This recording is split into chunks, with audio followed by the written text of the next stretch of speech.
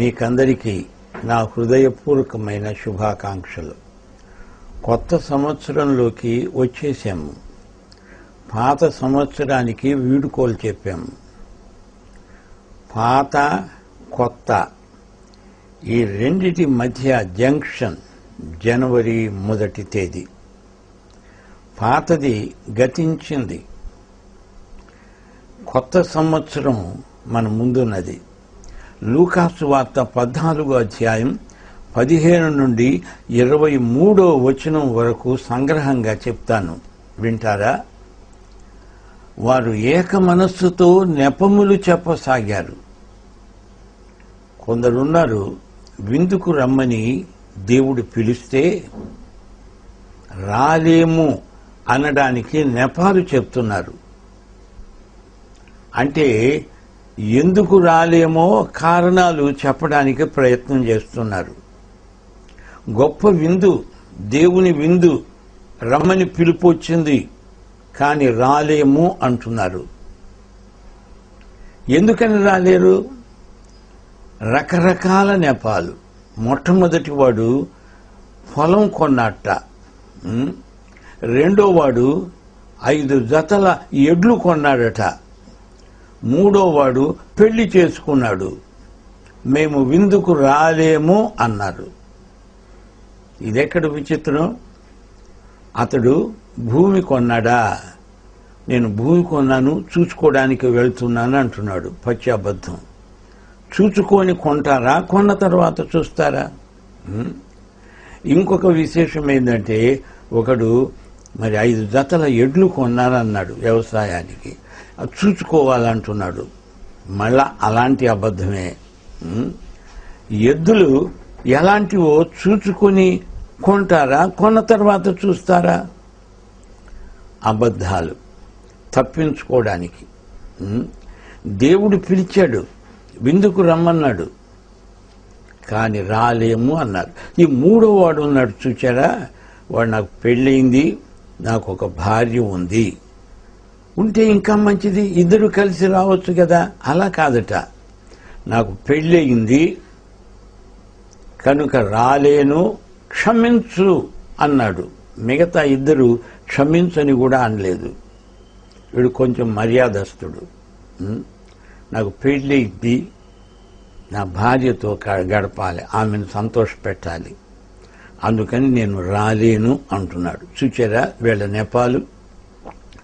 పట్టణపు వీధుల్లో, సందుల్లో బీదలను, అంగహీనులను, కుంటివారిని, గుడ్డివారిని పిలిపించేటప్పుడు యజమాని, మీరు రాకపోతే మీకే నష్టం, అందుచేత అందరినీ పిలుస్తానన్నాడు.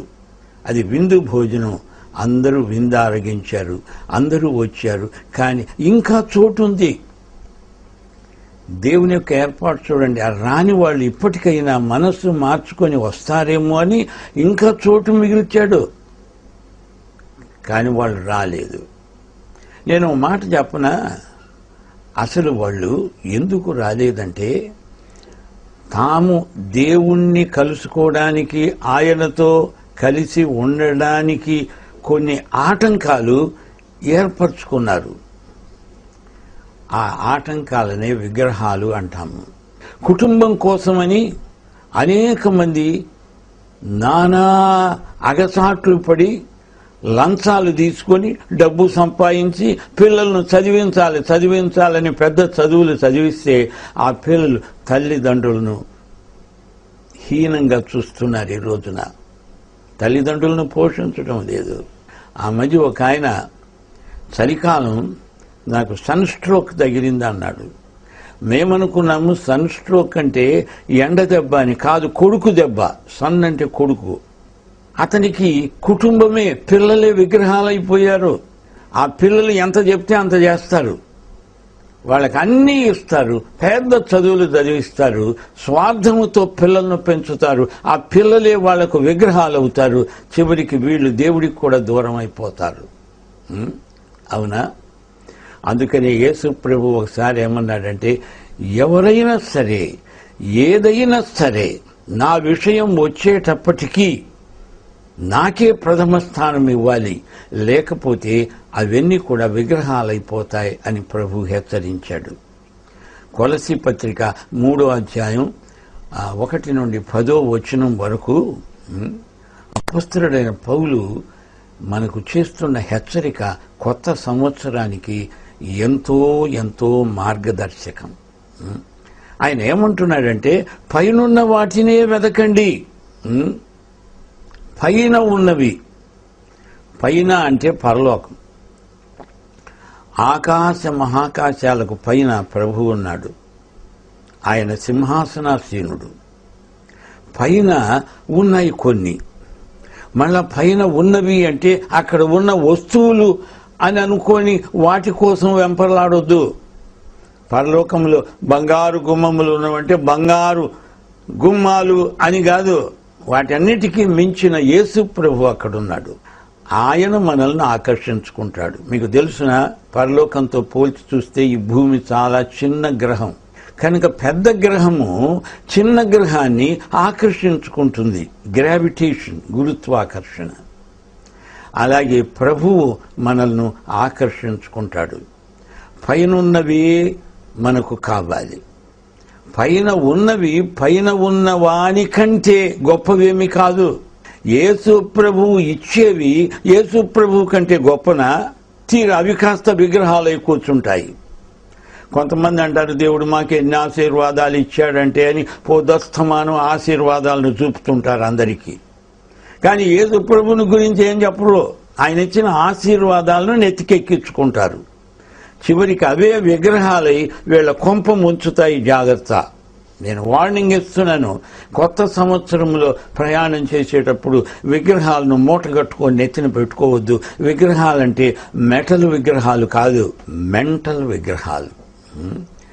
విగ్రహాలు అంటే ఎక్కడో గూట్లోనో మూలలోనో గుళ్ళోనో పెట్టి వస్తు విగ్రహాలు కాదు, లోహపు విగ్రహాలు కాదు. ఆ సంగతి కానే కాదు. యేసు ప్రభు కంటే దేవుడి కంటే నీకు ఏది ఇష్టమో, నీవు ఏది ముఖ్యమనుకుంటున్నావో అవే నీకు విగ్రహాలు అవుతాయి. నిన్ను దేవుడికి దూరం చేస్తాయి, నీ ప్రయాణాన్ని పాడు చేస్తాయి, సులువుగా చిక్కులు పెట్టి పాపాలకు దారితీస్తాయని చెప్తున్నాడు. పైనున్న వాటినే వెదకండర్రా. భూ సంబంధమైన వాటి మీద మనస్సు పెట్టుకోవద్దు. మీ జీవము క్రీస్తుతో కూడా దేవుని యందు దాచబడి ఉన్నది కనుక మనం క్షేమంగా ఉన్నాం. మన జీవము ప్రభువునందు దాచబడి ఉంది. అది రహస్యం. మనకు ఎవరు ఏ కీడు చేయలేరు. మనకు ధైర్యం ఉంది. క్రీస్తుతో కూడా మనమంతా ఒకానొక రోజు వస్తాము. ఆయన దగ్గరికి వెళ్ళిపోతాము. ఆయన మనల్ని అందరినీ కలుపుకొని వస్తాడు. అందరికీ అక్కడ గొప్ప ఫ్యామిలీ రీయూనియన్ ఉంది. Great family reunion. యూనియన్ కంటే రీయూనియన్ చాలా గొప్పది. కనుక క్రీస్తుతో కూడా మనమంతా తిరిగి వస్తాము. కనుక మనం ఏం చేయాలని అంటుందంటే బైబిలు, విగ్రహారాధన ఉంది. చూచారా ఈ విగ్రహారాధన? విగ్రహారాధన అనేది కేవలం ఒక క్రియ మాత్రమే కాదు, అది ఒక వైఖరి. దేవుని కంటే ఏదైనా ముఖ్యమైనది ఉన్నది అని అనుకున్నావంటే అది విగ్రహమే. కనుక విగ్రహారాధన మనస్తత్వాన్ని చంపివేయండి. మీ ఉద్రేకాలను మీరు అదుపులో పెట్టుకోండి. అనేక సార్లు అనారోగ్యకరమైన ఉద్రేకాలు మనకు వస్తాయి. వాటిని కొంచెం అదుపులో పెట్టుకోవాలి.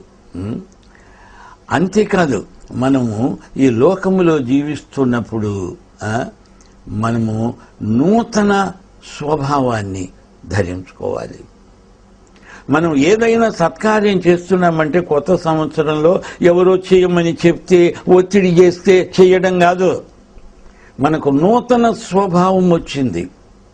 పరిశుద్ధాత్మ మనకు నూతన స్వభావం ఇచ్చాడు. ఆ స్వభావాన్ని బట్టి మనం ఇవి చేస్తున్నాం. కానీ ఏదో ఒక మతం, క్రైస్తవ మతమే అనుకోండి, అది చెయ్యి ఇది చెయ్యి అని అవతల మతబోధ చేస్తున్నారు. కనుక చెయ్యి అంటుంటే బలవంతం మీద చేస్తున్నావు అనుకో, అసలు చేయకుండా ఉంటే మంచిది. క్రైస్తవులు చేసే సత్కార్యాలు బలవంతం మీద గనక చేస్తే దేవుడు వాటిని అంగీకరించడని మనవి చేస్తున్నాను. అది సహజంగా రావాలి. సహజాతీతమైన సత్కార్యాలు సహజంగా మన ద్వారా జరగాలి. అది క్రైస్తవం. అంతేగాని క్రైస్తవం ఒక మతం కాదు అని మీకు జ్ఞాపకం చేస్తున్నాను. అది ఒక ఉద్యమం, దేవుని ఉద్యమం, పరలోక ఉద్యమం, సువార్త ఉద్యమం, నూతన జన్మ ఉద్యమం. ఆ ఉద్యమానికి స్ఫూర్తి పరిశుద్ధాత్మ. అంతేగాని క్రైస్తవం మతం అన్నావో మర్యాద దక్కదు అంటోంది పరలోకం. ఈ రోజున క్రైస్తవాన్ని మతం కింద మార్చే వాళ్లకు శ్రమ అని వార్నింగ్ ఇస్తున్నాను. ఎవడైనా క్రైస్తవాన్ని మతం అన్నాడంటే దేవుణ్ణి నోటి మీద కొట్టునుగాక. మళ్ళా చెప్తున్నాను, నూతన సంవత్సరంలో మత ప్రమేయం లేని క్రీస్తును అనుభవించమని మీకు నేను హెచ్చరిక చేస్తున్నాను. ఇప్పటికే ప్రతి ఒక్కరు క్రైస్తవం అనగానే ఒక మతం అనుకునే స్థితిని కల్పించాం మనం. సిగ్గుపడాలి, ప్రభువును క్షమాపణ అడగాలి. క్రైస్తవం ఒక పవిత్ర ఉద్యమం. లోకములో ప్రజలందరూ యేసుక్రీస్తును కలుసుకోవాలనే ఆహ్వానం. అందులో మతం ఏమిటయ్యా చెప్పు? మతం ఏమిటమ్మా? మీ క్రైస్తవ మతం ఉందా? అయితే క్రీస్తు మీకు దూరం అయిపోతున్నాడు. ఈ కొత్త సంవత్సరంలో మత ప్రమేయం లేని క్రీస్తును ఎంజాయ్ చేయండరా.